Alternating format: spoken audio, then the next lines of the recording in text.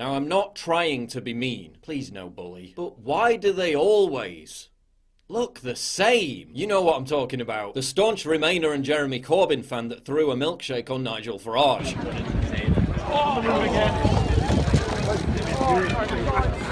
It was banana and salted caramel. The resemblance is uncanny. The left-wing activist who said that milkshakes weren't enough and that Farage should be acid attacked. Can I just ask what you're against this march?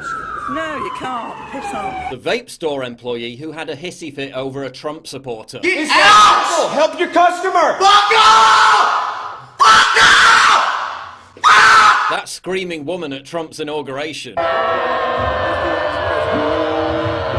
The unhinged New York professor who urged violence against Trump supporters. The woman who harassed a Hispanic Trump supporter in a post office for wearing a MAGA hat. People on the street because I'm wearing a hat with a Trump. Abortion activists. I love Satan, so f*** you. Just a white fucking privileged racist fucking male that doesn't stand for women's rights. Get the fuck out of here, fucking dipshit, and get that camera out of my face. This person, my favourite amateur historian, this woman. The Rebel is a racist source of news. The Seattle coffee goblin. Yeah, I can't even talk. Look at you. This is what. See that? Every man over the age of 20 who bought a Nintendo Switch.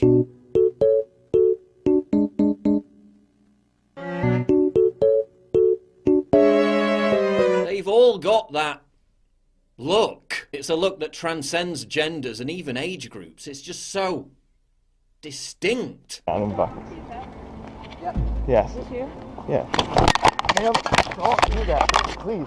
Please. Fucking terrible person. Please. You're a terrible person. A thrown milkshake is an act of protest. You want violence? We can get violent. We can throw bricks at these Nazi fucks or grenades like we did in the 40s. Yeah, I'm sure you'll be storming the beaches, love. Is it just that weirdos on any political fringe are generally speaking scruffy losers who have no regard for their physical health or their appearance? Or is there something more specific about lefties that gives them that passive-aggressive, open-mouthed, smiley yet terrified beta new male presence? Overweight, bad dressers, balding, short-sighted, sometimes ginger, always angry. Always conducting themselves with this vehement, over-the-top, moral high-ground attitude, despite having no morals. Maybe they're trying to look like hipsters. This would actually make sense because, as studies have shown, that's literally the most conformist, non-unique persona you could possibly inhabit. But because, at least in the case of the men, they've got such low energy as a result of deficient testosterone levels, combined with an inherent revulsion to any kind of personal responsibility, it's like their NPC hipster coding has failed, and they've had to settle for some kind of neck-beard mongrel-like halfway house. Also, I don't want to revive a dead meme, but the soy thing just keeps coming up. So this Antifa supporter who owns a brewery in the UK tweeted that he'd like to see his customers smash bricks over people's heads for having a different opinion, in the process completely ruining his business's reputation. After openly inciting violence, the idiot then whined about getting a mean email. Boo-hoo! So I looked through his Twitter history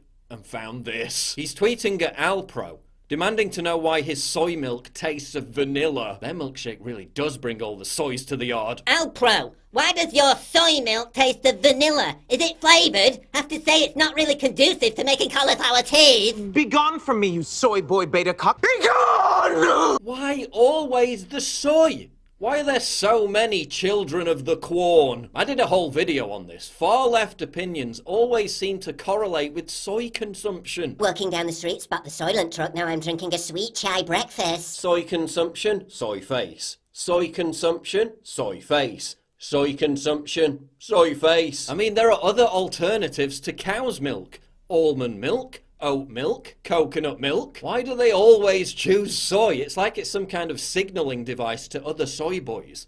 Why always soy? Soy boy! I mean, when there's tweet after tweet of these weaklings complaining about not being strong enough to open a plastic bottle of Soylent, when does the meme become reality? Stop being a soy boy! And I'm not saying that every man has to conform to some idealized muscle-bound, hyper-masculine stereotype. But when mainstream culture rushes to the defense of new males who weep over shitty Star Wars trailers, something's gone drastically wrong. There's also science to back up the claim that men with low testosterone tend to smile more. That's why they're always doing this. According to the Journal of Nonverbal Behavior, in a study of possible links between testosterone and dominance, 119 men and 114 women provided saliva samples for testosterone assay and posed smiling and not smiling for portrait photographs. Expert judges viewing the photographs found smaller smiles amongst high than low testosterone men, with less zygomatic major raising the corners of the mouth and orbicularis oculi raising the cheeks and crinkling around the corners of the eyes muscle activity. It's the contorted glory hole grimace of fear, the chimp-like gesture of asexual submission to more dominant males. Increased plastic phthalates in food are also making men tired, flabby and impotent, and by extension, left-wing. It's a conspiracy, man. There's a clear correlation between being ugly and being left-wing. I mean, even The Guardian admitted to this. A study published in the Journal of Public Economics found that more attractive individuals are more likely to identify as conservative. Previous research found that those who are good-looking are generally treated better, achieve higher social status, and earn more money. Maybe it all does just come down to the fact that left-wing beliefs are predicated on a lack of personal responsibility and a lack of self-discipline. That's why there's hardly ever any left-wing gym bros. Maybe it is just the revenge of the losers who were bullied by the more popular kids at school. The problem is, culture and society is giving them power to run our lives. And nothing could be more dangerous than that. Because these people never grew up. They're still children. And they think they can recreate the coddled utopia of childhood so long as they throw enough temper tantrums. Unfortunately for us, it seems the revolution will be pasteurized. We've given whiny, privileged, passive-aggressive, emotionally incontinent wrecks who think that everything should take second place to their relentless fragility the power to silence, censor, dehumanize, and violently attack perceived thought criminals with little consequence and with open endorsement from cultural institutions and the media. The cult of inclusivity is a race to the bottom for humanity. We all end up having to cater to the sensibilities of self-victimized man-babies. If you want a vision of the future, imagine a soy milkshake carrying shrieking blob stamping on the Enlightenment principles of Western civilization while making this face forever.